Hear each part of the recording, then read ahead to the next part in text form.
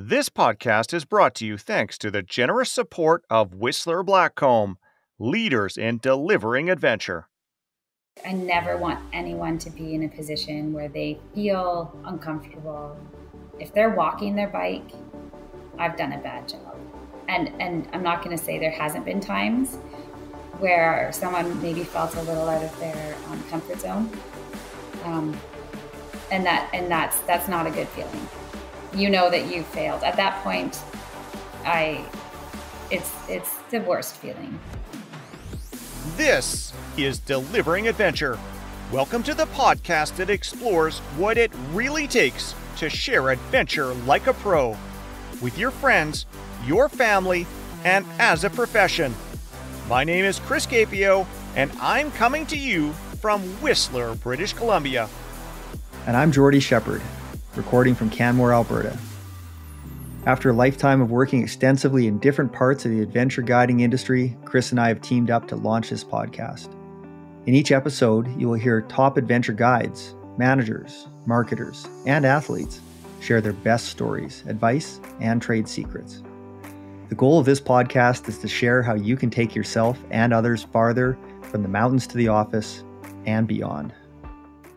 Joining us in this episode is Sara Archer. Sara is the managing director of the RideHub in Squamish, BC. RideHub offers guided mountain biking trips and instruction, bike servicing, and also offers online parts purchasing. Over the past 20 years, Squamish has evolved into a top mountain biking destination, which has become well known for its flowy trails. Sara is going to share with us how she helps people maximize their experience out on the trails, and she's going to tell us a secret to delivering adventure like a pro, as a guide, instructor, and as a business owner. Well, Jordy, this should be great. Let's bring Sara into the DA studio. So we'd like to start by asking you, what does adventure mean to you? Adventure to me is something that's going to put a smile on my face. Like just in the purest sense of joy, just thrilling, and it makes you feel alive. It makes you feel good to be here. That's what adventure means to me. Can you tell us about your path into the adventure delivery industry and your business, RideHub? Can you tell us all about that? The path started quite a while ago, actually, in Ontario. I had moved from Toronto and left my busy career as an event manager and had my first child, and thought I'd really like to be closer to nature because that's certainly what I valued as growing up, and I wanted to give the same to my children. So I was sort of looking to redefine what I was doing. I had left my career, like I said, and it was right around that time that I moved to an area that had really good mountain bike trails for Ontario. And I got into the sport, and I was so excited about it. And I just started asking all of my friends if they'd like to come along, and I'd love to show them the trails. And it was very organic, actually. And then it turned into, hey, this would be really fun to do as a job. Maybe I can make this happen. So I worked with a local resort, a horseshoe resort up near the Copeland Forest, and we offered guided mountain bike tours. And that's where it started for me. And then, like everyone else, the mountains were calling, and I had to make my way out to where mountain biking was actually mountain biking.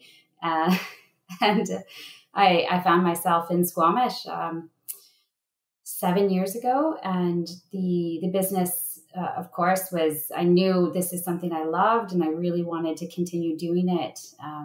What would that look like in Squamish? And it started very slowly. There was a lot of different factors that, I had to get to know the community. I had to put in my tenure applications. There was a lot of groundwork that went in. So it took a few years, definitely, to get things up and going and to establish a good team. But here we are today. So what inspired you to want to help other people to experience adventure? I talk to a lot of people that get into the adventure industry, and they usually say that they like the lifestyle and they like the sports and getting out there, but there's another component to it, obviously, which is that if you want to do it well, you have to want to help, other people. So what is it that inspired you to take your career to that level? Right. I think you just said it right there. It was helping other people. Mountain biking was not easy for me to learn. I certainly had my fair share of challenges and disappointments, and it was pretty hard. And there wasn't a lot of formal coaching back when I started. So I wanted to help people. I wanted more people on bikes, and I wanted to show them how to do it in a way that wasn't intimidating and wouldn't turn them off the sport. So can you share one or two specific successes that you've had during your career delivering adventure? Yes, absolutely. So we can speak on two polar opposite experiences that really had the same outcome. So two people's idea of adventure was completely different. And I think that's what really makes a good guide or coach, is understanding, sort of matching people's expectations. So on one end of the spectrum, delivering adventure was actually teaching someone how to ride a bike. A grown woman who just never learned as a child where they were living and economic circumstances. So they came to me and they felt like this was really a part of life that they were missing out on. They couldn't just bike around the seawall or join their friends and, bike to work or whatever it was. So that was a great day. That was amazing. So teaching someone how to ride a bike and literally going from a parking lot to a trail was one of the most gratifying feelings I've ever experienced, because that person left with this new sense of freedom. Right? Riding a bike is just, there's nothing like it. You just feel like a kid. It's fantastic. So that delivering adventure looked a lot different from someone else who, came to Squamish and had done all of the research and had a long list of trails they wanted to ride and was just beyond excited and had dreamt about this trip for years, and delivering that experience and riding, some of our spicier trails and sort of ticking off all of his wish list trails and lines and everything he wanted to do. That was incredible as well. So two different ends of the spectrum there, but the same outcome. Was it just one day to have her progress to being semi-competent on a bike? Yeah. I actually, so the trick is, and everyone knows this now who has is helping get kids riding, really, the balance bike. It all starts there. So you just take an adult bike and you take the cranks off and you just have them use it like a balance bike. And in no time, you just get the pedals back on and there they go. It's quite easy, really, when you have the right tools and you can show them, how to use all the brakes and gears and have that balance. Yeah, it was within 3 hours. So when it comes to adventure, what kind of experience do you think people are looking for when they go mountain biking? Making them feel like, they're pushing their edge, but still feeling safe. I think that's the ultimate goal. I was talking to an instructor who's working in the Whistler Bike Park a month ago or so, and he was new to that job, but he noted that the more experienced instructors were really good at figuring out what people were capable of much faster than he was. How do you do that? Like what kind of tricks do you use to figure out what people can actually do? Right. Well, I think that no matter who they are or how experienced they are, the first thing I do is I work with them in a parking lot. just completely low consequence. I just want to sort of cover the basics, and I can get a lot just by observing how they're handling the bike and how their balance is. So someone who's been riding 10 years maybe might not have the same balance as someone who's been riding the past year, depending on a whole bunch of contributing factors. So oftentimes I've been able to take someone who's quite new to mountain biking and get them down trails they didn't think that they would do. But I definitely knew they had the ability because I gave them the tools, so that's how we start the experience, is like, let's just review the skills and just check that everything's looking good, and and help them and give them the techniques. There's in no circumstance would I expect anyone to just be able to go in blindly without the guidance of how to ride certain features. Even if they already knew or know, it's nice to just kind of cover it, right? Like, just that duty of care is super important. So yeah, I find it can be a challenge sometimes with people to get them to take that time beforehand to go through those base level yes. skills so that that they know that. And sometimes they do, but I Right. find that if I make an assumption that someone knows a skill that they should know and they don't know, and then in that critical moment when they really need that skill, you find out that they weren't very good at it or they didn't know, then it ends up being a problem. And Right. to your point, like starting off in the parking lot or something that's really straightforward, and like just a green sometimes trail. Exactly. sometimes you get Mm-hmm. people and they're like, okay, come on, let's get going, and you're thinking, yeah, but there's a skill here I think you're going to need further down the trail. Right. And a lot of people, Squamish, we always say, a blue trail here is likely a black or even a double black where you might ride. So their expectations versus reality are, that's our job really as a guide. That is the job, is managing expectations and risk management and just delivering an amazing experience. So if your customer came and they want to ride In-N-Out Burger, but that there's no way that's happening, but they still had the time of their life and they feel like that was the best day on a bike ever. And it's really, that's just the best feeling, is just, someone can ride down a trail that,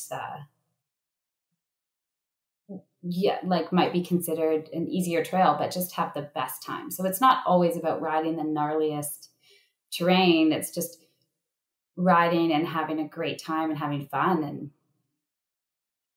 just managing that experience. So, taking the focus off of, oh, did you ride this black trail, and taking the competitiveness out of it almost, and just making it like, did we have fun? Was this amazing? How fun was that trail? Because the trail is as fun as you make it. It's kind of like skiing in that sense. You can have a family of 4 and they can hit up a resort, and everyone's going to ski that trail differently. They're all going to have a different experience and ski it to their own ability. It's the same with mountain biking. We could all be riding down the same trail. Some of us are just taking all the side hits and finding like really creative ways to ride it. And some of us are just kind of cruising through. So it's just making the most of what you have in front of you, which is easy because every trail is great here. So now, when I think of, sports and technological changes, mountain biking is probably changed, more than almost any other sport.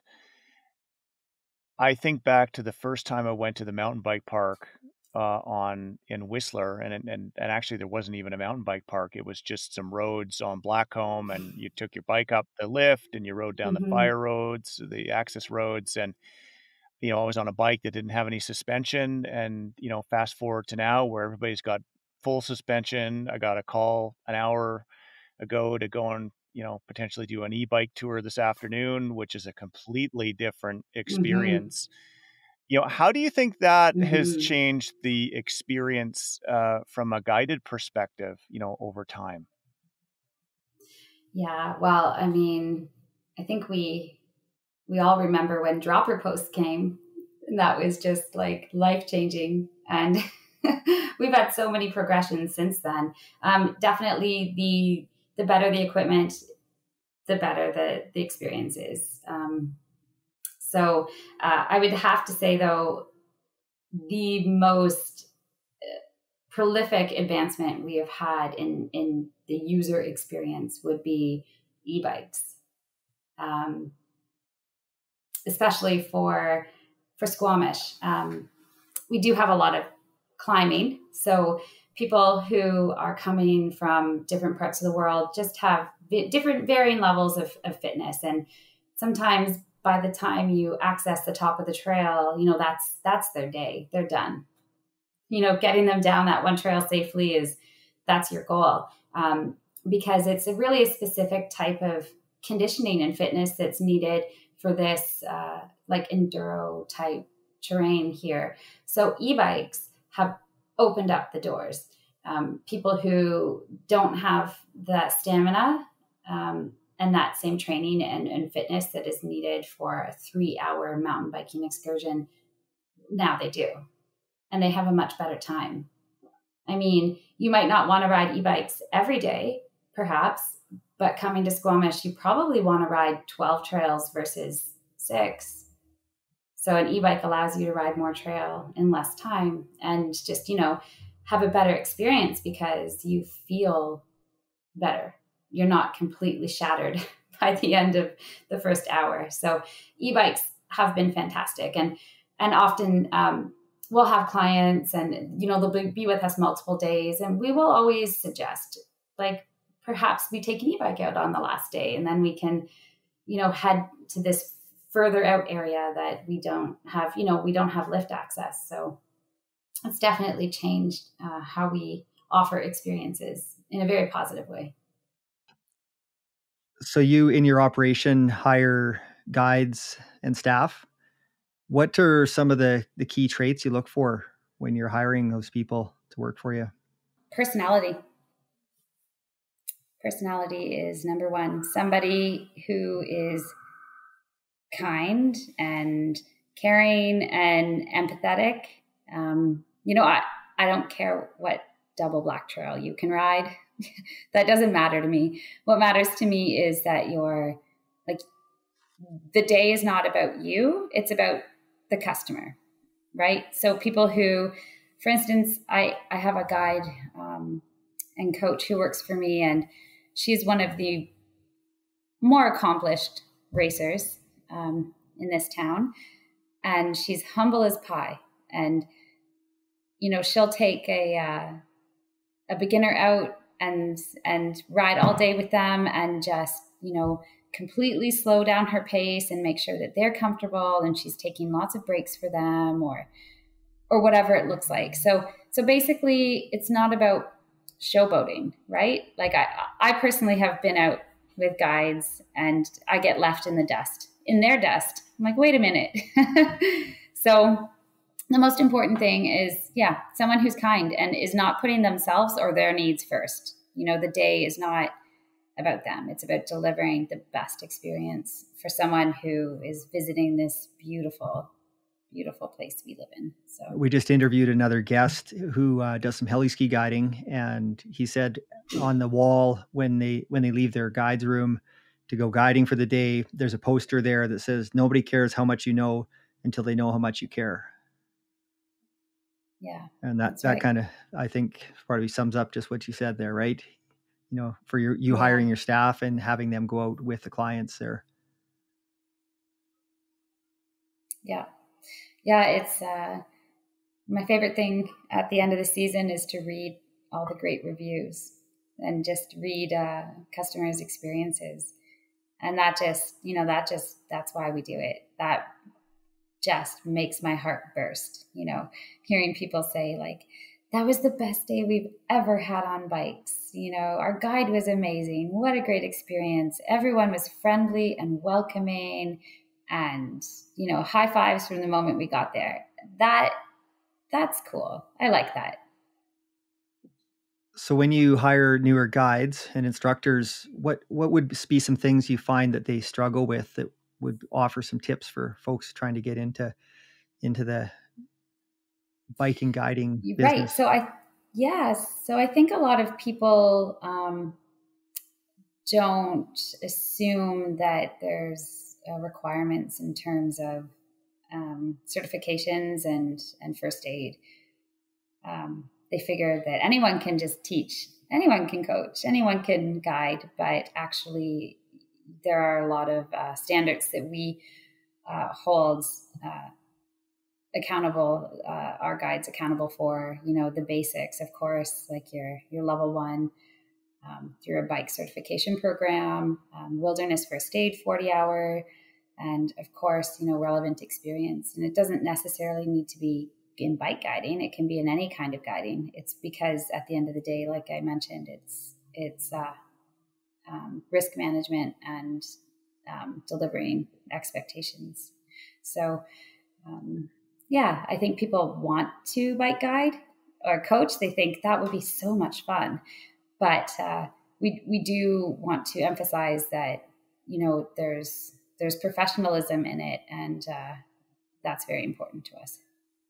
Yeah, and because you're dealing with a piece of equipment that's critical, you're not biking unless your bike wheels turn and it stops and does what you want it to do. You still have to operate it. But do you find your guides, your staff, they have to have a certain amount of mechanical ability, ingenuity, kind of get it fixed to limp back to civilization, or to where you could swap it out or something like that? Yeah, absolutely. I think we're very fortunate in that some of our guides are actually really accomplished mechanics. So that's fantastic.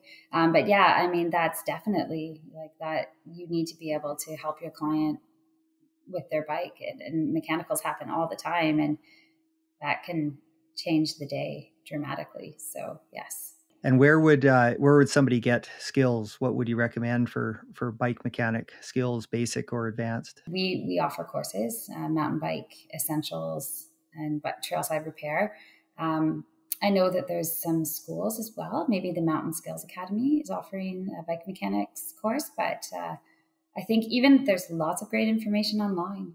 Just do your research, watch some tutorials, try it at home, take your bike apart, put it back together. Try to get in there and do some of the work yourself.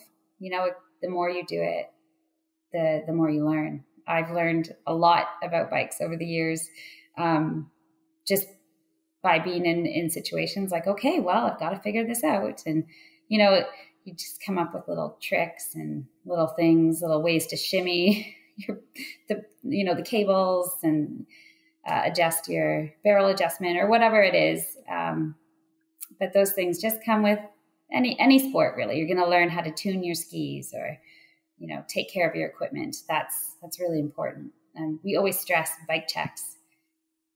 How many people just grab their bike and go out and take it for a spin after work? People neglect their bikes so poorly. They're just getting trashed. And it can be pretty dangerous, actually. So yeah, just regular bike checks. People just take care of your bikes. And then I guess your guides would have a complement of tools so they can actually get the job done out there, right? They carry extras of stuff, tubes and... Oh, absolutely. Yes. We have guide packs. So we have a guide pack checklist, and there's, all the tools and tubes and first aid and all of the different things that we find, are essentials. And, unfortunately, that ends up to be about an extra 40 pounds of gear at the end of the day. So that definitely gets us in shape. But yeah, no, having your guide pack is number one. Yeah, absolutely. I find that, as soon as you leave that stuff behind on a given day, or even to, carry on for a little further and you leave your pack, just because it seems like extra weight, that's when you regret it. Oh yes. And then there are times where sometimes the best way is just to find a BFR, a big friggin' rock, and bend things back into place, just so you can get down or done or where you're going, and then you have to replace that part. But sometimes it takes a little bit of less finesse and a little more Armstrong. A little ingenuity, a little MacGyver. Yeah. You'd be surprised what you can do with a stick and a tube. And yeah, I grew up in Jasper, and the bike company there, the main bike store called Freewheel Cycle, which doesn't exist anymore. They had t-shirts, and it was a how-to trailside bike repair t-shirt. And it was basically, this is the problem, and then BFR. This is the problem, right? BFR. Right. Yeah. When I first started mountain biking, I rode with a group of my dad's friends, and I was, in my mid-20s, and they were all 60, 50, and I showed up to ride with them thinking like, oh gosh, I'm going to be waiting forever for these guys. Oh, they schooled me. That I actually learned most of my technical riding skills, I think, in those years, riding with this group of older guys. And they had a saying. It was TTFU. Like, how is this going to get easier? Or, this is so hard. I had a hard day on my bike. And it was always, there's two answers. It was toughen the fuck up and time in the saddle. That was their, this is how you get better at mountain biking. Okay. Thanks, guys. Well, there's some truth to that for sure. You've got to enjoy the pain cave a little bit, especially when you're building that endurance, right? Yeah. And then try not to get injured along the way to the point where it shuts you down. Yes. Which is, all of those silly injuries and silly falls I had, I can tell you exactly what not to do now. So that won't happen to you, which is just one of those lovely little feathers in my hat and tools I have that I use when I'm coaching and guiding. So it's all a learning process. In your business, you've set a pretty high bar for, client care and delivery of product. Or is there anything that you found that really worked for you in your business, kind of either general or specific things that you did? Yeah. I think it's understanding everyone's unique needs. So could we offer a daily tour of Elfin Lakes going out at noon on Saturdays for up to 10 people? Sure, we could. It would be a disaster. So in order to deliver an excellent customer experience, we completely tailor everyone's adventure to them, to their group, to their riding abilities. We never put people together. We don't do that. We don't do group tours or group lessons. Really, it's unique, and it's either people are signing up for a certain clinic and they know what level they're at and who they're going to be riding with. They're all around the same level, but certainly for guiding, we never pair people up who aren't the same ability, and it can just make for just not a very nice experience on either end. You don't want to be that person who's struggling to keep up, and you don't want to be that person who's feeling like, oh man, really, really wanted more than this out of my day. So, yeah. Yeah. Grouping can be one of the hardest things in the guiding world, right? If it is mixed groups and you don't, you have people self-rate, whether it's in biking or hiking or ski touring or heli ski guiding, for example, right? And it can be very difficult. And then you're in heli ski guiding, for example, you're worried about weights too. Right. And so it's like, okay, well, those 4 people want to ski together and fly in the A-Star, but the weights aren't going to work out because of the size of them. Either they're all the smallest people or they're all the largest people, and you kind of have to mix them up in between each other. But I guess if you have groups in biking guiding or biking tours, that are all together as a group, you might have different abilities if you take a family out, that kind of stuff, but at least they've got that built-in expectation, right? That, okay, we're going to go as fast as the slowest person. Exactly. And also, if that's the case, then Perhaps if it's a group and they're all friends and they want to ride together, but they're not all quite wanting the same experience, we have great ways where, okay, we can all climb up together, and then, we'll head out here, and then the other guide will take you perhaps down this flow trail while we ride some gnarly tech, and let's just circle back for lunch at the lake, and then we'll head out again. So we have ways of making it a great experience. I mean, really, all you have to do is put yourself in that person's shoes, and it's very easy to just find a solution, find creative solutions to make sure everyone feels happy and that they're getting, what they wanted out of the day. It's also very easy for someone, especially newer, but maybe even more experienced or quite experienced at the high end of experience, guiding and instructing, where they just like, follow me, and then they look back and where is everybody, and uh-oh, kind of thing too, right? So, and we can focus on what we want to do when we're doing these activities too, as guides, instructors, coaches. And putting yourself in their shoes is the obvious thing to do. But unless you focus on that, it actually is pretty hard to do, because you're not in their shoes. You have your experience level, your certain amount of knowledge, fitness level. And I constantly find, even like for hiking type stuff or mountaineering, ski touring, it's like I have to stop and say, are everybody's feet okay? Because people won't say anything. Mm-hmm. And then we always say, don't suffer in silence. Don't suffer. Let us know. Mm-hmm. But sometimes you need to, and that's the thing. It's just being really good with people, because sometimes people won't tell you.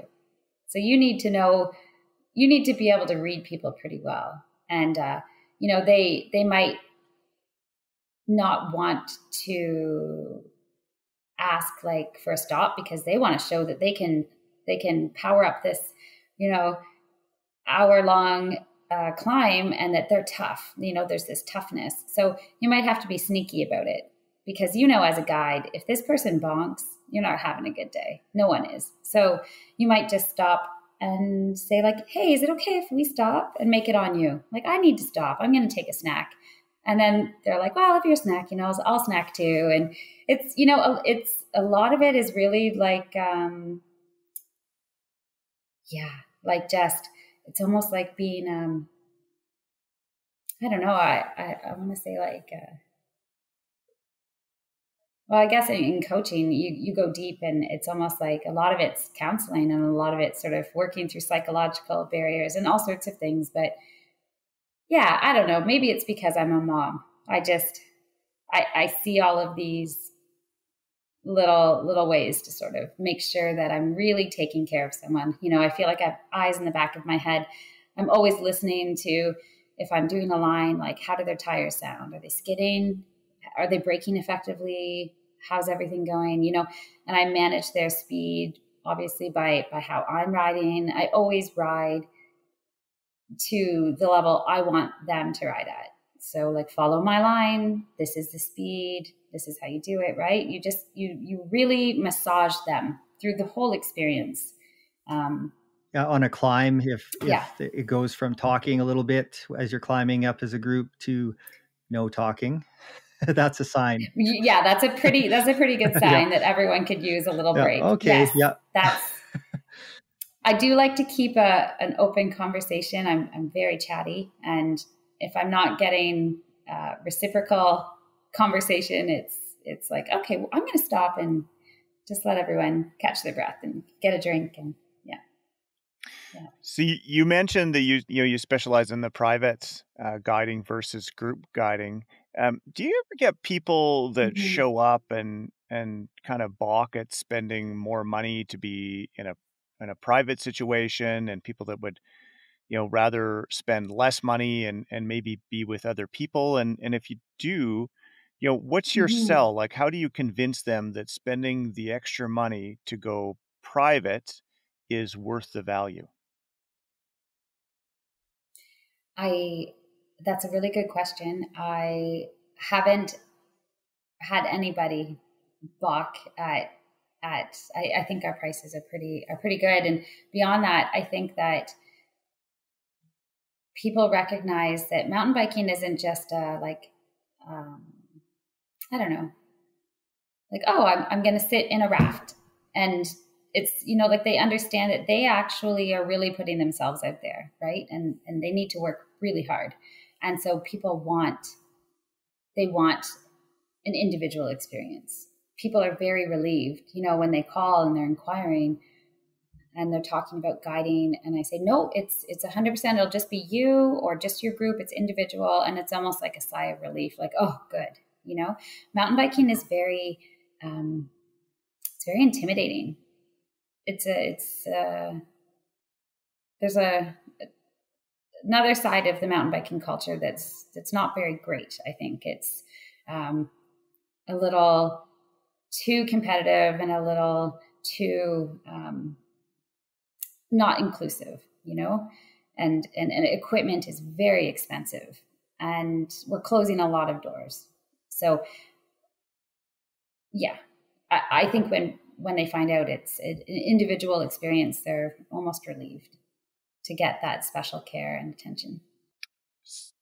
So when it comes to mountain biking, there are definitely a lot of hazards. The mountain bike park called me last year to do some work on designing some safety training for the mountain bike park staff. And as part of that, they sent me a big list of all the injuries that had happened to staff. And, it's pretty diverse set of hazards that are out there. Falling on a bike tends to hurt a lot more than skiing or snowboarding or surfing. You've talked a little bit about it, but what types of specific strategies do you use with your staff to manage the risks? Right. So every spring we do a refresher training. So we have our principal instructor, Matthew Trotter. He's my husband, and he's also a BICP level 3 coach, certifier. So he brings everyone together and we just do a refresh. Like, this is how we coach. We all speak the same language. This is how we communicate. These are the skills. This is how you deliver it. So it's really good to get that refresher so we're all on the same page. We also work with Canadian Outdoor Med. They do a refresher first aid scenario, staging of different accidents, and we work as a team and just sort of refresh our skills towards our wilderness first aid. So they offer that program, which is really unique and really specific for mountain bike businesses in particular. So the guide training and refresher courses are super important, and sharing knowledge like this, looking at different things and different accidents that happened, and how did that happen? What went wrong there? Just sort of having open discussion. Also, having of course, your emergency safety plan, knowing where you are for the day, communicating that, having that in reach if you're outside of a cell service zone, really just taking precautions and being smart, and just not being lax about anything. But I think most importantly is just the refresher, the training that we provide for our staff. That's super important. So what are some of the mistakes that you think people can make when it comes to thinking that it's easy to deliver adventure? That happens all the time in Squamish. People who live here have their friends visit and say, come on, let's just get you out mountain biking. And they forget that it might be challenging for someone. So I can't tell you how many times I'm out on the trails and I see, someone rip past and their friend is just barely hanging onto their bike, sitting on the seat, 1 foot up, 1 foot down, kind of trying to make it down half Nelson. I'm like, oh my gosh, this is not fun. No one's having fun. So the common mistake people make is they think it might be easy for them, but that doesn't mean it's going to be easy for who you're taking out.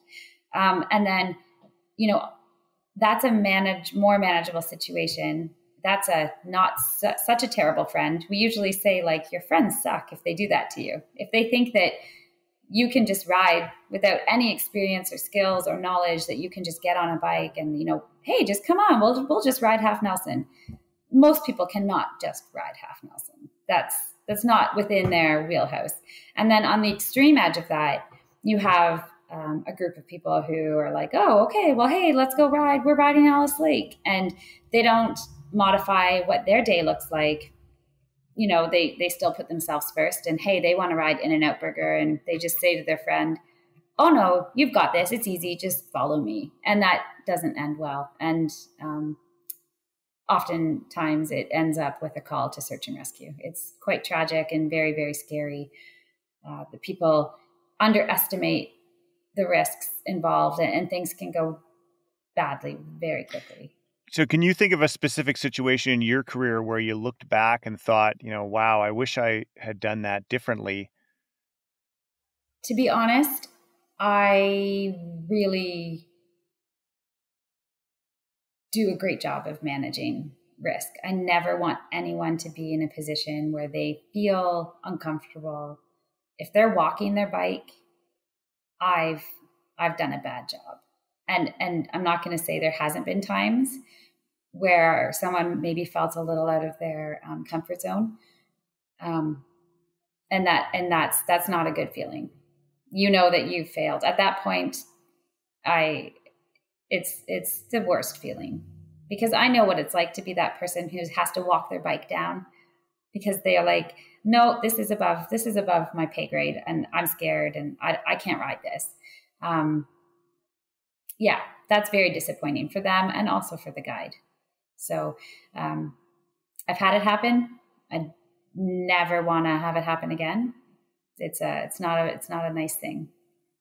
So yeah, you always have to err on the side of caution. And yeah, that's what makes a great guide is, they might want to ride, this double black, but that's going to be a bad day.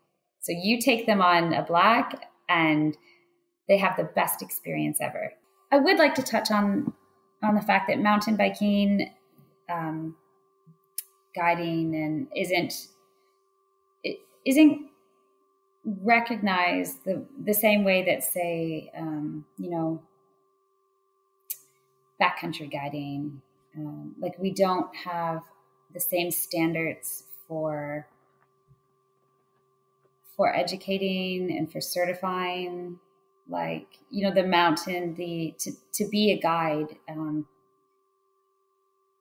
like in your position, for instance, you went to school for 5 years in the program. Is that correct? I went to school for 2 years and then took a whole bunch of different standalone courses over time for each different sport that I'm involved in, and each of them had multiple courses. I took about 4.5 years from start to finish in the mountain guiding program, which is a little faster than most, but I had pretty good backing from the government of Canada, working for the National Park Warden Service. And when we do see upwards of, some people take 15, 20 years to become fully certified in a variety of the guiding fields. So yeah, so I would like to see that within the mountain bike industry. I would like to see that level of professionalism and training, and just recognized as an association where, we value that. It's sort of the Wild West right now. There's people operating without tenure, insurance, and it just puts everyone at risk. And I think that is something that we really need to create a lot of awareness around, especially for the general public. When choosing an operator, how to choose one, what questions to ask. How do you know you're safe and protected as the end user, as the client? When you sign up with a guiding agency. It offers opportunities too, right? So, for you, it sounds like you're taking the high road. You're going above and beyond. If there is a standard, you're using that standard or going above it, or If there is no standard, you're basically choosing, okay, this is going to be the standard for my business, which is a very high level of care, high level of training for the staff, preparedness, emergency planning, all that kind of stuff. There's a number of really great operators here in town, and we are, putting our heads together and looking like, what can we do for this industry? How can we raise the standards and keep it safe and keep us all doing what we love? And what does that look like? And what would an association look like? If you were to go back in time to when you were just starting your career in the adventure industry, what advice would you give yourself now? Well, I've made mistakes, but if I didn't make those mistakes, I wouldn't have learned. Right. So that's a double-edged sword. I think that what I did was the right approach. I took my time. I first got to know the community, support the local trail associations, make sure I had my tenure insurance.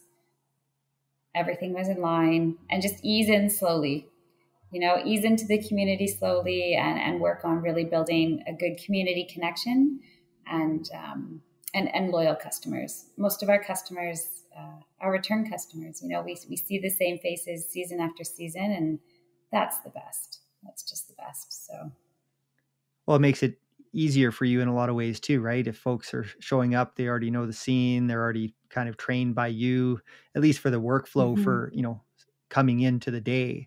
It's nice. And then you can focus a bit more on the socializing side of things and updating them on any changes. Yeah, for sure. Yeah. But I guess, if I did give myself one word of advice, it would be to not, it's okay to say no. It's okay to say no and not overextend anyone and not overextend myself. I spent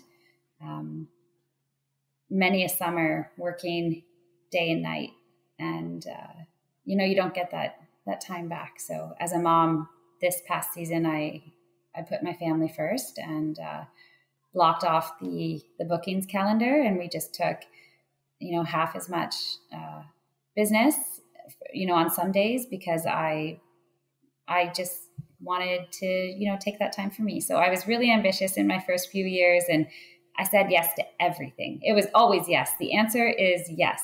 So I'm just learning to say no now, which is a good thing. Thanks very much, Sara, for this. This has been amazing. We'll let you go here. If you want to visit Sara at RideHub or find out more about booking one of their guided tours, you can visit ridehub.ca, not .com. That's ridehub.ca. You can also find this link in our show notes. Okay, Jordy, when it comes to delivering adventure, what does it take to deliver it like a pro? What were some of your takeaways from what Sara had to say about this topic? Well, Chris, what stood out to me immediately was her overall attention to detail in her business. You can see it when you visit her website. You hear it in her staff training, risk management plans, the preparedness that she goes into to make it all just a complete start to finish flow to her business and to her risk management. I went onto her website after the interview, and I noticed that RideHub promotes themselves as being with the customer every step of the way. And really, that definitely sums up what it means to deliver adventure like a pro. And you can tell at RideHub, that's what they do. Another thing that stood out for me is this idea of the right pacing. She mentioned, this progression, starting in the parking lot, not pushing people until they couldn't ride anymore and were forced to walk. And really, that's what it's about. If people have a bad experience, it doesn't matter if it's their first time or their 10th time out doing something, it can really, really turn them off. And as a business owner for her, whether they're coming back to her business or they're carrying on in the industry and hiring other guides, it's really behooves all of us to deliver it in a progression that really works for people. So those are great points, Jordy, especially your point about pacing. There are 2 points that I would like to highlight to add to this. The first one has to do with who we should be catering to when we are trying to deliver adventures to others. If you want the people you're sharing an adventure with to be happy, you have to make sure that you are building an experience that meets their needs, not just yours. When it comes to delivering an amazing adventure, it has to be about them, what they want, and what they can handle. Sara highlighted the example of the Half Nelson Trail. Half Nelson is a signature trail in Squamish that is an amazing experience if you are an advanced mountain biker. This is a point that can be lost on some people, though, because the trail is so smooth and well built, if a person isn't careful, they can forget or fail to fully appreciate the fact that a less experienced or less skilled or more nervous rider might find the trail to be very intimidating. If we want to deliver adventure like a pro, we need to ensure that we see the experience through the eyes of the people we are helping instead of our own. This applies to their expectations, level of interest, skills, energy, and risk tolerance. The second takeaway relates to organizational development. Sara mentioned wanting there to be a more advanced form of certification and training for mountain bike guides and hinted that she would like to see an association be formed to address this. When we look at other parts of the adventure industry, we can see that many parts have evolved over time to accomplish this. The point I wanted to highlight is that there are already many examples of organizations out there, many of them volunteer-led, that most people may not be aware of. These organizations often play essential roles in promoting for protection, creating training, building and delivering certification, providing governance and oversight of instructors, coaches, and guides, and promoting safety within the area that they're operating. However, this industry is changing quickly, and I think Sara's point was that the mountain bike guiding sector is perhaps a little bit behind some of the other areas due to the rapid growth of the sport and its relative newness compared to many other traditional activities. I found it interesting that she felt that there was room for an association to be created to address this area.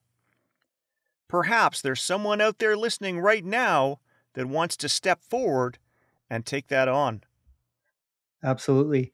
And just a piece of advice, if you are in an industry that does not have a lot of, kind of structure, association, things like insurance, business license options to work in tenures and that sort of thing, professional development training sessions, just look to other organizations that have gone through the similar process to do that, and then get some folks together and throw some energy into it. We're seeing that right now with the backcountry snowmobiling guides in British Columbia and Western Canada. They are banding together. They've got a pretty strong group, and they're just starting to get it done and formalizing a association of guides in the backcountry snowmobiling world. Now, let's turn it over to you, the listener. What were your takeaways? You can share your thoughts, stories, or insights with us via our social media feeds or by emailing us. You can find our contact information at deliveringadventure.com. We have also posted our contact information in the show notes, as well as links to how you can find Sara and RideHub. Also, before you go, please don't forget to follow or subscribe to this podcast through your favorite streaming service. This is how you can help us to keep this podcast going so that Jordy and I can keep bringing you more content. If you really enjoyed the show, please recommend it to your friends. Adventure is more enjoyable when you share it. We aren't quite done yet, though, as we have one last funny story from Sara to share with you. Thanks for listening. A few weeks ago, I was guiding this woman from Australia. And like most people from overseas, they want to see Canadian wildlife. I mean, I could probably tell her, just go to the bike park. You're bound to see a bear. That's for sure. But, in Squamish, mid-season, I don't know if that's going to happen. I can't promise that. But I don't know. This woman was just a wildlife magnet because we saw everything that day. It was incredible. It was just the two of us, and she was a fantastic athlete. So, we went up the legacy climb, and we came across this big, beautiful bear, and he was just sleeping alongside the trail in this gorgeous little mossy area, and she just had this wonderful experience, mind blown. And then we're, both feeling really good. It was a great ride. It was one of those customers where the guide is also having equally as much fun. Like, this is my happy place too. Like, you like to climb? Me too. This is great. And then we're, cruising down Half Nelson, and this beautiful barred owl swoops down and is just gliding behind her. And I'm riding behind her, and I'm telling her, do you see that? And she's like, I see the wings, because it's kind of right behind her head. And the wingspan was like a meter, just huge. This beautiful, majestic owl. And we're both just like, this is amazing. So beautiful. And it went from like majestic to terrifying in a split second, because then that owl put its talons down and was going for her head. And oh no! I guess because she had like a long, she had this long ponytail that's flying in the wind, and I guess it was kind of going after that. So our like moments of, oh, this is majestic, just like quickly turned to like, oh my gosh, watch out! And luckily the owl didn't get good contact, because that would not have been very pretty. But it was beautiful and majestic. And then absolutely terrifying, all in the period of, 3 seconds. So the back of her head looked like a rabbit bum or something tasty. Right. Yeah. I don't know. It was pretty amazing.